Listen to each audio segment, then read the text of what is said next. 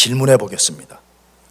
기독교 이단에 빠진 사람과 예수님을 믿지 않는 불신자 중에서 누가 더 불행할까요?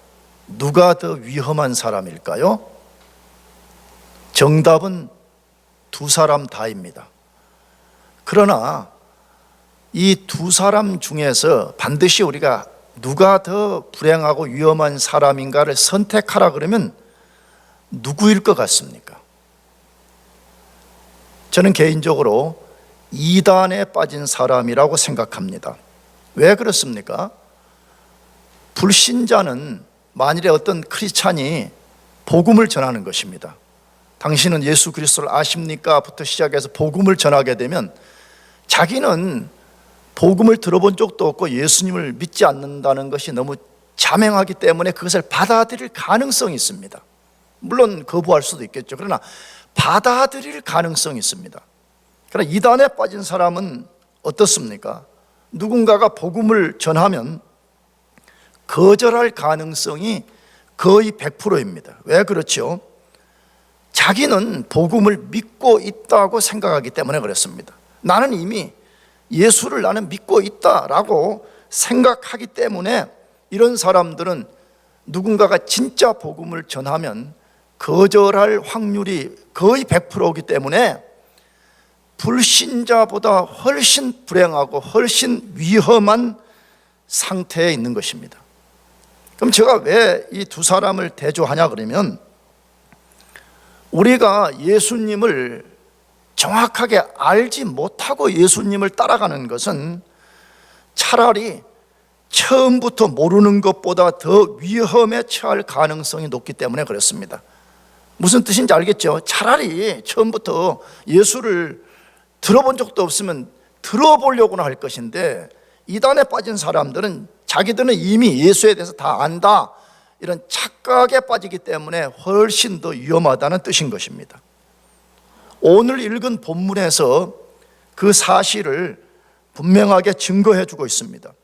이 본문의 배경을 우리가 이해하는 것이 필요한데 본문의 배경은 어느 날 예수님이 제자들과 함께 이 밀밭 사이를 지나갈 때 예수님의 제자들이 미리삭을 잘라 먹었습니다. 그때 그것을 주시하고 있었던 바리새인들이 예수님께 나와서 당신의 제자들이 안식일에 해서는 안 되는 일을 했기 때문에 안식일을 범하는 죄를 지었다고 정죄를 하게 되었습니다. 그때 예수님이 그 바리새인들에게 나의 제자들은 안식일을 범한 것이 아니라라고 말씀을 하신 그 안식일 날에 다른 회당에 들어가 가지고 손 마른 환자를 고쳐버렸습니다. 이 두 가지 사건으로 바리새인들이 분노하게 되었습니다. 자기들의 기준에 볼 때 분명히 예수님의 제자들이 안식일을 범했는데 안식일을 안 범했다고 말했지, 또 안식일 날에 회당에 들어가 가지고 해서는 안 될 손 마른 사람을 고쳐버린 이것은 바리새인들 입장에서 볼 때는 자기들을 정면으로 도전한 것이고 나가서 자기들이 세운 교리, 이론을 정면으로 반박하는 행위라고 여겨서 그들이 예수님을 죽일 음모를 꾸몄더라 그렇게 되어 있습니다. 그런데 놀라운 사실은 예수님이 그 음모를 다 아셨다라고 되어 있습니다. 그들이 예수님 보는 데서 음모를 꾸민 게 아니에요. 음모라는 건 그러잖아요. 음모라는 건 예수님 모르게 꾸민 거잖아요. 그런데 예수님이 그걸 다 아셨다고. 할렐루야. 무슨 말 하려고 그래요? 예수님은 하나님입니다. 믿습니까? 그러므로 예수님은 우리의 생각으로 행하는 것, 음모로 하는 것, 무슨 이불 속에서 숨어서 하는 모든 것을 예수님이 다 아신다는 거죠. 그래서 예수님이 그들의 음모를 꾸미는 현장을 이제 떠나셨습니다. 그런데 벌써 이제 예수님 병자를 고치고 기적을 행한다는 소문이 막 온 동네에 퍼졌기 때문에 많은 사람들이 예수님을 뒤따라갔다 그렇게 되어 있습니다. 그런데 그 많은 사람 중에 또 많은 병자들이 있었다고 성경에 기록되어 있어요. 그런데 예수님이 그런 상황에서도 그 병자들을 다 고쳤더라 그렇게 되어 있습니다. 몇 명만 고쳐되지 않고 그 따르는 무리들 중에 병자들을 다 고쳤더라 그렇게 되어 있습니다. 자, 그러면 여러분, 오늘 성경에는 그것이 문자적으로 기록되어 있지 않지만 우리가 그 상황을 한번 상상해 보세요. 따르는 사람들이 예수님에 대해서 어떤 반응을 했겠어요? 먼저는 열광하기 시작했을 거예요. 그렇잖아요. 야, 여기 진짜 기적을 일으키고 진짜 우리에게 행복을 줄 사람이 나타났다라고 그들이 열광했을 것입니다. 반대로 예수님을 향해서는 엄청난 칭송을 보내면서 예수님의 인기가 하늘을 치솟았을 것입니다. 자명한 사실이잖아요. 아니, 우리가 이 동네에서 조금 무슨 어느 목사가 능력이 있다고만 해도 사람들이 몰려들고, 나가서 무슨 그 목사가 병을 고치는 능력이 있다고 해서 사람들이 몰려들기 시작하잖아요. 아니, 그런데 어떤 종교 지도자가 모든 병을 다 고쳐버린다는 것을 하면 사람들이 어떻게 돼서 열광 플러스 열광, 나가서 예수님에 대해서 극렬하게 예수님을 추앙하고 예수님의 인기가 급상승했을 것은 자명한 사실입니다. 그런데 이 상황에 찬물을 끼얹는 행위를 예수님이 하셨다라고 그렇게 되어 있습니다. 다시 말하면 그 흥분하는 사람들을 완전히 그냥 압도시켜버리는 어떤 행위를 하셨다라고 그렇게 되어 있습니다. 그것이 오늘 본문 16절에 이렇게 되어 있어요. 자기를 나타내지 말라, 뭐 했더라? 경계했더라. 예수님이 자기를 나타내지 말라고 사람들에게 경계를 시켰다는 거예요. 여러분, 이 말을 좀 우리 풀어서 말하면 뭐예요? 사람들에게 너희들이 가서 내가 무슨 일을 했으며 그 다음에 내가 병자들을 어떻게 고친 이 행위에 대해서 사람들에게 말하지 말라, 이렇게 말했다는 거예요. 여러분, 이게 좀 납득되지 않잖아요. 아니, 우리 같으면 그런 상황을 이용해서 오히려 자기를 좀 세상에 드러내는 기회로 삼을 수 있고, 아니, 우리 아니어도 예수님도 우리가 그냥 보편적 상식으로 보면 이 상황을 이용해 가지고 자기 자신을 세상에 알리는 기회로 삼을 수가 있잖아요. 그런데 도리어 자기를 숨겨버렸다 그래 돼 있어요.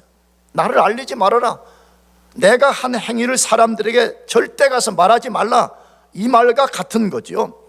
자, 그렇다면 이제 여기에 대한 우리의 질문이 필요한 거예요. 왜 예수님이 이렇게 하셨냐 이거예요. 왜 인간 생각과 정반대되는 행위를 예수님이 하셨냐 하는 거예요. 그거는 성경의 일관된 가르침이잖아요. 예수님을 따랐던 사람들이 예수님에 대해서 심각한 오해와 무지를 드러냈기 때문이라고 그렇게 말해요. 이게 성경에 반복되는 이야기예요. 마태복음 안에서만 해도 예수님이 기적을 베풀고 사람들이 어떤 흥분 상태에 빠지면 예수님이 반드시 그렇게 말했습니다. 가서 알리지 말아라, 사람들에게 나를 나타내지 마라. 이게 예수님의 방법이었습니다. 그 이유가 뭐라고요? 사람들이 예수님을 따라다녔지만, 예수님을 알려고 뭔가 몸부림을 쳤지만 무지와 굉장한 오해를 만들어냈다는 거예요.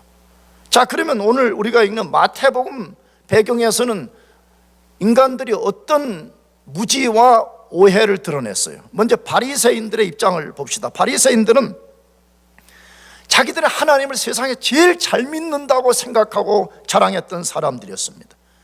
그런데 그들이 한 행위가 뭐죠? 하나님이 보낸 하나님의 아들을 죽이려고 음모를 꾸몄더라, 그렇게 돼 있어요. 무슨 말인지 이해되겠어요? 하나님을 제일 잘 믿는다고 자랑했던 사람들이 하나님이 보낸 진짜 아들을 죽이려고 음모를 꾸몄다는 거예요. 여러분, 이건 어디서부터 나온 행동인 거예요? 무지. 전혀 하나님이 누구인지도 모르고 예수님이 누구인지도 전혀 이해하지 못하고 영적 세계가 무엇인지를 전혀 이해하지 못하는 사람들의 반응인 것입니다. 나가서 예수님의 기적을 보고 따라다녔던 사람들은 무슨 문제를 야기하는 거예요? 그들은 예수님과 인격적 관계를 맺는데 전혀 관심이 없었습니다. 다시 말하면 그들이 예수님 통해서 구원받는 것과는 아무 관계가 없이 기적 때문에 따라다닌 것입니다. 기적, 병 고치는 그 자체, 하나님이 놀라운 이적을 예수님이 놀라운 이적을 일으키는 그것 때문에 따라다녔던 것입니다. 여러분, 이 두 부류는 어떤 사람들이에요?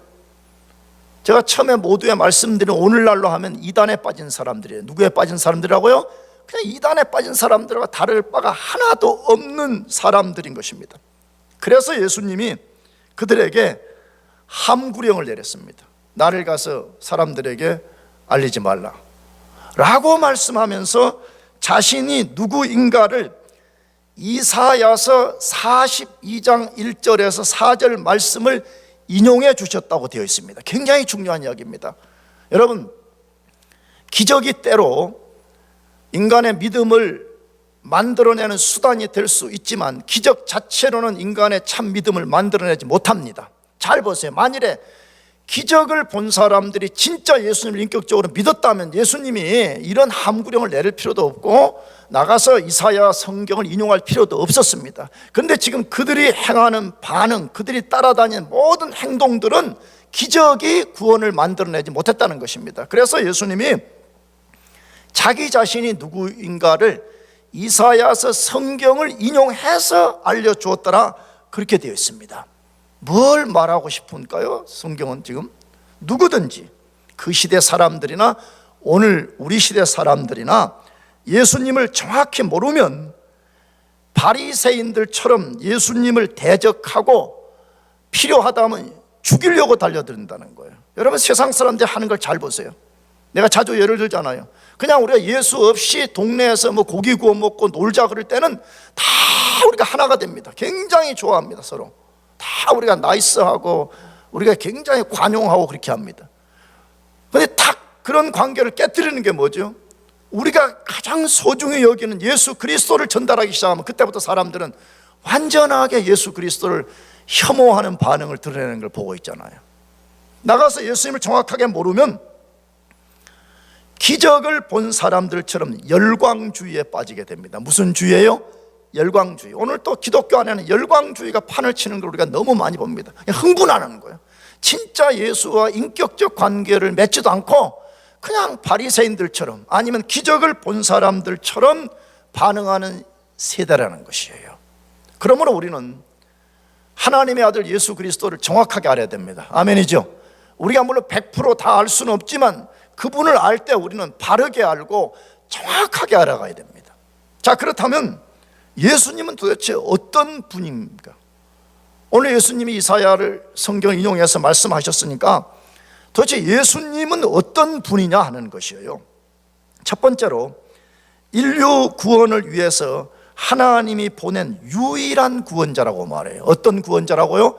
유일한, 하나님이 인간을 죄에서 구원하기 위해서 보내신 유일한 구원자예요. 유일한 구원자니까 다른 여러 구원자가 있는데 그 중에 한 명이라는 말이 아니고 유일한, 더 웨이죠. 요한복음 14장 용어로 하면 더 웨이, 유일한 길, 유일한 구원의 길이라고 말씀하고 있습니다.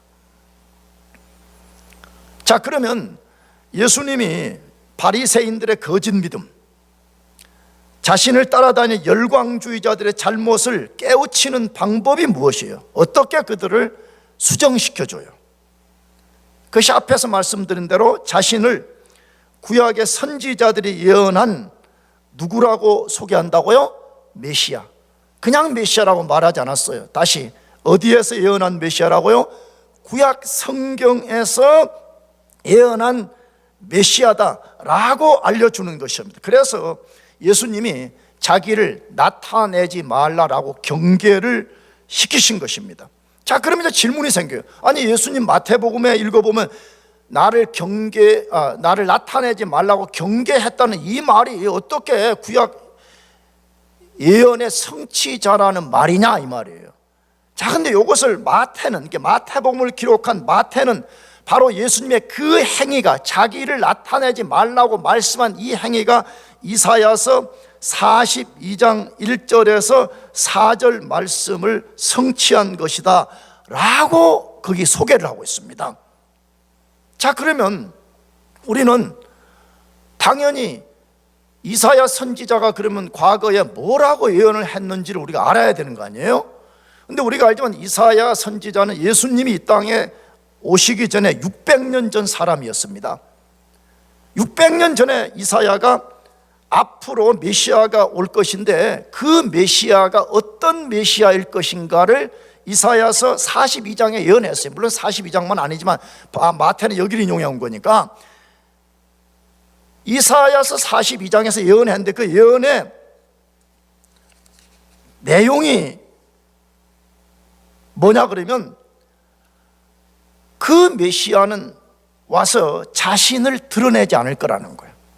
쉽게 말하면 나는 메시아다라고 자신을 막 떠벌리면서 사람들에게 자랑하고 그런 메시아가 아니라 오히려 자신을 은닉시키는 메시아, 다시 자신을 숨겨버리는, 자꾸 사람들에게 자랑하고 과시하는 메시아가 아니라 자기 자신을 숨기는 메시아로 올 것이라고 예언을 했다는 거예요. 몇 년 전에 예언했다고요? 600년 전에 예언했다는 거예요. 그러므로 여러분, 혹시 성경이 진짜 이게 우리가 믿을 만한 가치가 있는가 자꾸 그런 고민 많이 하는데 사람들이 말이에요. 내가 성경 공부 때 말씀드렸잖아요. 그런 고민이 많은 사람들이 고민을 떨쳐버리는 방법이 하나 뭐냐 그러면 진짜 예언이 성취되는가를 보는 거예요. 하나님도 이사야서 41장에 그 네 길을 걸었다고 제가 몇 주 전에 설교 때 말씀드렸잖아요. 내가 진짜 신인가 아니면 너희들이 섬기는 신이 진짜인가 내기를 해보자. 근데 그 내기의 내용은 뭐죠? 예언을 해보고 미래를 예언하자 이거예요. 그리고 동시에 그 미래가 맞아지는지 안 맞아지는지가 우리가 디베이트의 내용이라는 거예요. 자, 그런데 우리가 알지만 먼저 미래를 예측하려면 전지해야지 가능합니다. 아멘이죠? 아니 우리가 내일 일을 어떻게 알아요? 그러니까 너희들이 섬기는 신도 그런 미래를 예측해 보라는 거예요. 근데 우리가 알지만 이 세상에 신은 하나님밖에 없기 때문에 아무도 미래를 예측하지 못합니다. 정확하게 예측 못한다고 말해요. 나가서 그 예측한 미래가 정확하게 맞으려면 그분은 전능한 분이야만 가능합니다. 아멘이죠? 아멘 아니에요? 왜 중구나 아멘 안 하냐? 그게 그런 거 아니야. 전지하고 전능해야만이 미래를 예측할 뿐만 아니라 그 미래 예측한 걸 성취할 수가 있지 않아. 그래서 하나님이 그 내기를 건 거예요. 그런데 지금 우리가 다루는 본문에 이 예언은 6일 전에 한 것이 아니고 몇백 년 전에 한 것이라고요? 600년 전의 예언입니다. 600년 전의 예언. 자, 근데 그 600년 전에 한 예언이 그러면 정확하게 어떻게 성취되며 어떤 내용이라고 인용을 했어요. 다시 우리가 오늘 본문에 12장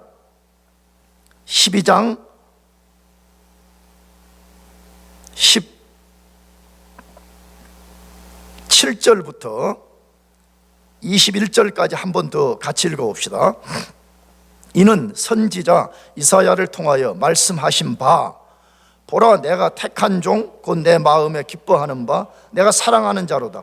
내가 내 영을 그에게 줄 터이니 그가 그 심판을 이방에 알게 하리라. 그는 다투지도 아니하며 들레지도 아니하리니 아무도 길에서 그 소리를 듣지 못하리라. 상한 갈대를 꺾지 아니하며 꺼져가는 심지를 끄지 아니하기를 심판하여 이길 때까지 하리니 또한 이방들이 그의 이름을 바라리라 함을 이루려 하심이라. 자, 요 말씀을 왜 길게 읽으냐면 이 말씀의 구조가 어떻게 하는지 잘 보라 이거예요. 여러분, 마태가 이사야를 인용해 오는데 인용의 내용 전에 무엇을 그 봉투 기법으로 딱 이렇게 감쌌어요. 내용을요. 다시 17절에 이는 선지자 이사야를 통하여 뭐한 바? 말씀하신 바 그래놓고 그 말씀한 내용을 쭉 인용한 다음에 21절 하반절에 뭐라고 되어 있어요? 그의 이름을 바라리라 함을 뭐하려 함이라? 이루려 하심이니라 이렇게 되어 있습니다. 자, 그러니까 마태가 지금 뭐 말하고 싶냐 그러면 예수님은 그냥 어느 날 이 세상에 돌아다니던 그냥 착한 사람 한 명을 하나님이 픽업해가지고 너가 나의 종이다 이런 식으로 한 것이 아니라는 거예요. 600년 전에 하나님 이사야 선지자를 통해서 예언했고 예수는 바로 그 예언대로 왔고 그 예언의 성취자라 이 말을 하려는 거죠. 여러분, 이게 마태복음의 중심 주제잖아요. 마태복음은 뭘 다룬 거요? 그러면 뭐 예수님이 왕으로 오셨습니다. 그거 절대 맞는 말입니다. 그런데 그 말을 성취하는 가장 중요한 내용이 뭐냐 그러면 방금 읽은 이 모든 일에 된 것은 누가 하신 말씀을 이루려 함이라? 선지자들이 하신 말씀을 이루려 함이라. 이게 마태복음의 핵심 메시지 중에 하나예요. 예수는 누구냐 그러면 다시 어느 날 갑자기 등장한 인간이 아니라 이미 구약 성경의 선지자들이 계속 반복적으로 이런 메시아가 올 거라고 예언하고 바로 그 예언을 성취한 분이다 이 말이에요. 그래서 마태복음 이 말이 12번 기록되어 있어요. 몇 번 기록되어 있다고요? 12번. 그게 얼마나 중요하면 이걸 반복해서 1장에서 다루겠어요. 예수는 선지자들의 말씀한 예언을 이루는 사람이다 라는 것을 반복했다는 거죠. 자, 그렇다면 이사야가 예언한 메시아는 어떤 메시아, 다시 뭘 하러 이 세상에 오신 메시아냐 이 말이에요. 그것을 첫 번째로 12장 18절을 같이 한번 또 읽어봅시다. 같이 시작. 보라, 내가 택한 종, 곧 내 마음에 기뻐하는 바, 내가 사랑하는 자로다. 내가 내 영을 그에게 줄 터이니 그가 심판을 이방에 알게 하리라. 자, 이사야가 예언한 메시아가 어떤 메시아냐고 할 때 제일 첫 번째 이렇게 규정 지어놨어요. 하나님이 택한 종이다 이렇게 되어 있습니다. 누가 택한 종이라고요? 하나님이 택한 종. 그래 놓고 그 택한 종이 누구냐를 설명하기를 기뻐하고 사랑하는 종이라 그렇게 되어 있습니다. 그래 이걸 조금 수식해서 말하면 이사야가 예언한 메시아가 누구냐 그러면 하나님이 진짜 기뻐하고 사랑하는 택한 종이다 그 말이잖아요. 그럼 이 말이 무슨 말이에요? 예수님은 하나님과 특별하고 친밀한 관계 속에 있는 종이었다 그 말이에요. 사실입니다. 우리가 요한복음 3장 16절에 하나님이 세상을 이처럼 사랑하사 누구를 줬다고요? 독생자를 주셨으니 이렇게 된, 그 독생자 그거 번역 그렇게 해도 맞는 말입니다. 왜? 하나님의 아들 하나밖에 없는 외아들 그 말이죠. 근데 헬라어 원문은 하나님이 아들을 여러 명 낳고 싶었는데 아들을 못 낳아가지고 한 명이다 그런 개념이 절대로 아니고 독특한 아들이라는 거예요. 무슨 아들요? 독특한. 왜 독특한 아들이에요? 우리가 알죠. 하나님도, 성부도 하나님이고 성자도 하나님이고 성령도 하나님이에요. 그 차등이 전혀 없으신 삼위 하나님이 그 영원 속에서 거룩한 교제와 거룩한 사랑을 함께 나누셨던 분이기 때문에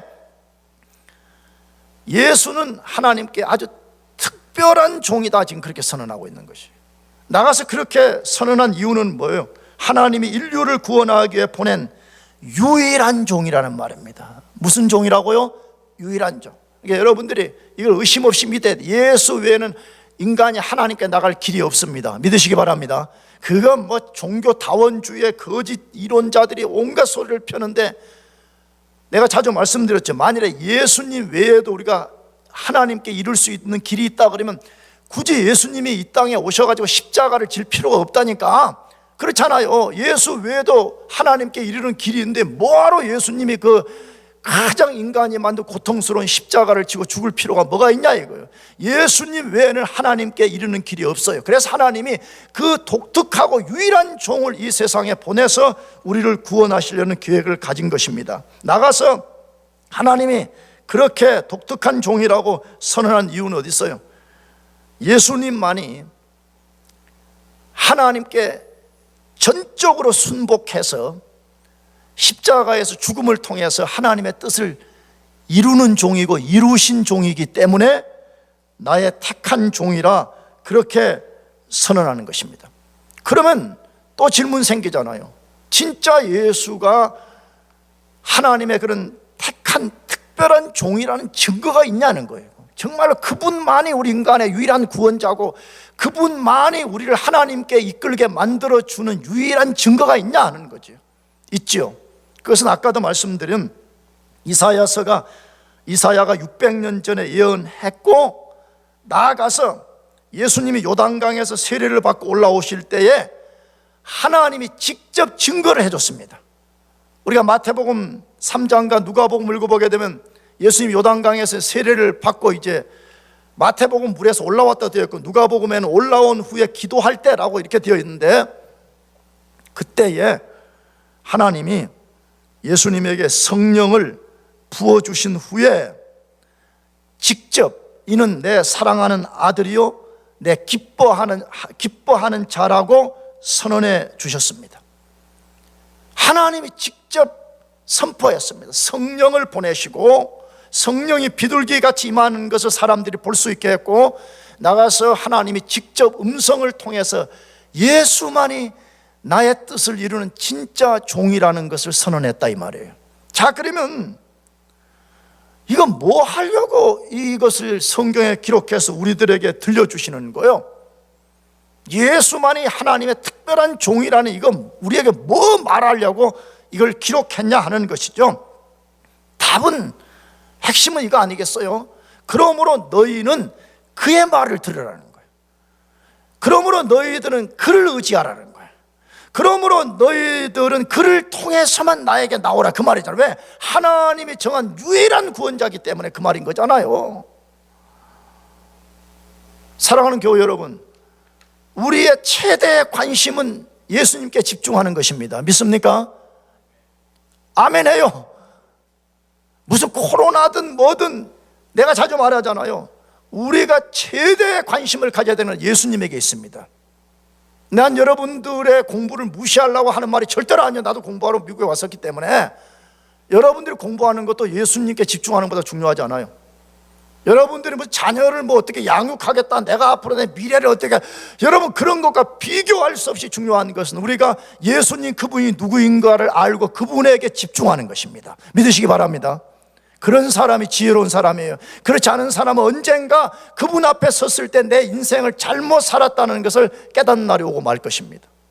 그러면 예수님이 유일한 구원자요, 하나님이 보낸 유일한 메시아인데 그분이 하시는 일이 뭐라고 말해요? 다시 18절을 다시 읽어봅시다. 다시 시작. 보라, 내가 택한 종 곧 내 마음에 기뻐하는 바 내 사랑하는 자로다. 내가 내 영을 그에게 줄 터이니 그가 심판을 이방에 알게 하리라 라고 되어 있습니다. 자, 예수님이 하시는 일을 이제 길게 다루었는데 18절에는 뭐라고 했다고요?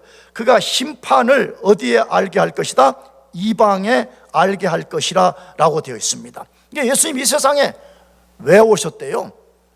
이 세상에 오셔서 예수님이 현재 하시는 일 중에 하나가 뭐라는 거예요? 잘 구분해야 됩니다. 심판하러 오신 것이 아니라, 지금 심판을 하러 오신 것이 아니라 심판을 뭐 하러 왔다고요? 알리려고 왔다고 해요. 심판을 알리려고. 무슨 말이에요? 심판이 있다는 것을 알리러 왔다는 거예요. 그러면 어떤 심판이에요? 우리가 알지만 인간이 하나님께 죄를 범한 후에 모든 인간은 지금 하나님의 심판 아래 있습니다. 예수를 믿어서 죄 문제를 해결하지 않은 모든 인간은 현재 하나님의 심판 아래 있다고 예수님도 말씀하고 요한복음에서도 말씀하고 성경에 셀 수 없이 많은 곳에서 말씀하고 있습니다. 그런데 예수님이 그 심판을 인간들에게 지금 말하는 거예요. 어떤 방법을 통해서? 자기가 이 세상에 왜 왔냐? 왜 자기가 십자가에 죽느냐? 그것은 너희들이 죄를 범해서 지금 하나님의 진노의 심판 아래 있다는 걸 보여주기 위해서 왔다는 거예요. 나가서 그것이 끝이 아니고 앞으로 너희들이 이 죄 문제를 해결하지 못한다면 너희는 하나님의 마지막 진노의 심판을 받을 날이 올 것이라는 것을 말하기 위해서 예수님이 이 세상에 오셨다는 거예요. 그래서 예수님이 사람들의 기대를 저버린 거예요. 우리가 마태복음 다룰 때 이미 세례 요한 이야기 알았잖아요. 세례 요한도 예수님의 전령자로서 예수 그리스도를 선포했는데 어느 날 감옥에 갇혀가지고 세례 요한이 잠깐 혼란에 빠진 거잖아요. 분명히 자기는 자기 뒤에 오는 메시아가 불로서 세상을 심판할 거라고 선포를 했는데 자기가 감옥에 가서 자기 제자들 통해서 예수님 정보를 들었는데 세상을 심판하기는커녕 매 병자들 고치고 무슨 죄인들과 같이 식사하고 다닌다는 소식을 들으니까 세례 요한이 혼란에 빠졌던 거잖아요. 그럼 왜 예수님이 문자 그대로 불로 세상을 심판하지 않으신 거예요? 예수님 초림에는 세상을 심판하러 오신 게 아니라니까. 예수님이 세상에 심판이 있다는 것을 뭐하러 오셨다고요? 알려주러 왔다는 거예요. 왜 알리는 거예요? 너희들이 그 죄를 해결하지 않으면 가공할 하나님의 진노의 심판을 받게 된다는 거예요. 그런데 그 심판을 피하는 유일한 길은 하나님이 보내신 예수 그리스도를 자신의 구주로 믿는 것이라. 할렐루야. 그것만이 그 심판을 피하는 유일한 길이라는 거예요. 그래서 예수님이 심판하지 않고 심판을 알리러 왔다 그렇게 되어 있어요. 근데 안타까운 거죠. 오늘 이 시대에 교회들이 사람들이 듣기 싫다는 이유 때문에 심판에 대해서 말하지 않습니다. 글쎄, 우리가 한 형제된 교회를 말할 때는 굉장히 조심해야 됩니다. 왜냐, 나는 괜찮고 다른 사람들은 다 나쁘다, 이런 잘못된 등식에 빠지면 안 되기 때문에 그렇습니다. 그러나 오늘 저 자신을 포함해서 오늘 교회가 굉장한, 내가 보기에는 뭔가 잘못된 길을 가고 있다는 거예요. 그 잘못이 뭐냐? 예수님은 분명히 심판을 선언하러 왔는데 목사들은, 교회는 사람들이 듣기 싫다는 이유 때문에 심판 그런 거 말하지 말라는 거예요. 그런 거 하지 말고 그냥 착하게만 살아라는 거예요. 어떻게 살아라고? 착하게 살아. 여러분, 복음 안에는 착하게 살아라는 내용이 들어있지만 복음은 착하게 사는 거하고 전혀 다른 이야기입니다. 아멘이죠? 우리 인간은 아무리 착하게 살아도 착함 그 자체로는 하나님께 나갈 수 없기 때문에 하나님이 착함 말고, 우리 착함 말고 하나님이 만든 의로움을 덧입고 오라고 우리에게 예수 보낸, 그게 우리가 증거해야 될 복음인 것입니다. 그래서 예수님도 심판을 계속해서 말했고, 예수님의 후예들인 사도들도 복음 안에 반드시 심판을 말했습니다. 그중 대표적인 사람이 사도 바울입니다. 사도 바울이 어떤 심판을 말했다고 하는지 사도행전 24장 24절에서 25절을 읽어보겠습니다. 같이. 사도행전 24장 24절에서 25절 같이 시작. 수일 후에 벨릭스가 그 안에 유대 여자 두루실라와 함께 와서 바울을 불러 그리스도 예수 믿는 도를 듣거늘 바울이 의와 절제와 장차 오는 심판을 강론하니 벨릭스가 두려워하여 대답하되 지금은 가라, 내가 틈이 있으면 너를 부르리라 하고 라고 되어 있습니다. 자, 이 말씀은 무슨 말씀이냐 그러면, 사도 바울이 예루살렘에 올라가 가지고 이제 유대인들에게 체포를 당하고 여러 이제 상황을 거치다가 이제 로마 군인들에게 체포를 당해 가지고 로마로 압송이 될 상황 속에 있었습니다. 근데 로마로 압송 당하기 전에 그 당시에 유대의 정치 지도자들 앞에서 3차례의 재판을 받았습니다. 물론 그 재판도 뭐 공정한 재판은 아니지만 재판을 받았는데, 오늘 본문에 나오는 이 벨릭스 총독 앞에 가서 재판을 받았습니다. 근데 벨릭스 총독은 그의 부인이 유대인이었습니다. 근데 이 사람들의 백그라운드를 조사해 보면 매우 부도덕한 사람들이었습니다. 둘 다. 그런데 유대인 부인이 그 사도 바울이라는 인간이 뭐 자꾸 뭐 예수를 전한다, 뭐 예수를 믿어야지 어쩐다 뭐 했었는데, 그 인간 좀 우리 감옥에서 불러내가지고 예수 믿는 도가 뭔지 한번 물어봅시다, 이렇게 되는 거예요. 그러니까 자기 부인의 청을 들어가지고 벨릭스가 바울을 불러가지고 야, 예수 믿는 도가 도대체 뭐냐 이렇게 물어본 거예요. 이 말도 굉장히 중요해요. 그냥 예수가 누구냐 이렇게 가지고 예수 믿는 뭐에 대해서 물어봤다고요? 도에 대해서 물어봤다 이거예요. 도대체 예수 믿는다는 이야기, 예수 믿는다는 진리, 예수 믿는다는 핵심, 이게 뭐냐라고 물었다는 거예요. 야, 그러면 보편적 사람 같으면 자기의 운명을 지고 있는 이 사람 앞에서 그냥 좋게 그냥 말할 수 있잖아요. 좋게 그냥 아이고 총독님 예수 믿으면 복 받고 잘 됩니다. God bless you. 두 분은 잘 될 것 같습니다. 이렇게 해도 되잖아요. 그런데 그 벨릭스 앞에 바울이 뭐라고 말했대요? 뭐라고 말했대? 25절 다시. 바울이 의와 절제와 장차 오는 뭘 강론하니? 심판을 강론하니 그랬어요. 그러니까 바울이 물론 딱 이 3마디만 한 건 아니겠지만 이걸 지금 사도행전 저자인 누가가 압축해서 딱 기록을 한 건데 3 핵심을 전했다는 거예요. 예수 믿는 도가 뭐요? 그렇게 말할 때 첫째는 의고, 두 번째는 절제고, 세 번째는 앞으로 장차 뭐가 온다는 거요? 심판이 있다는 걸 강론했다는 거요. 이야, 땅에 어떻게 보면 그 당시에 거의 절대 권력자 앞에서 당신 앞에는 앞으로 심판이 있습니다고 담대하게 말했다는 거예요. 여러분, 이게 복음의 내용 중에 하나인 것입니다. 복음은 착하게 살아라, 예수에게 열렬하게 흥분적으로 반응하면 된다, 그게 복음이 아니라 우리 인간은 죄 때문에 하나님의 진노의 심판 아래 있기 때문에 이 진노의 심판을 피하지 않으면 언젠가 가공할 마지막 진노의 심판이 임한다는 것을 알게 하는 것이 복음이라는 것이에요. 그렇다면 여러분과 저는 어떤 예수님을 믿고 있습니까? 혹시 바리새인 같은 반응을 하고 있지는 않습니까? 아니면 예수님의 기적을 보고 열광하고 따라다녔던 사람들처럼 반응하고 있지 않습니까? 사랑하는 교우 여러분, 예수님은 하나님이 인류를 구원하기 위해서 우리가 존재하기 아니 영원한 시간 속에서부터 구원자로 준비하신 유일한 구원자입니다. 그분을 믿으시기를 축복합니다. 기도하겠습니다.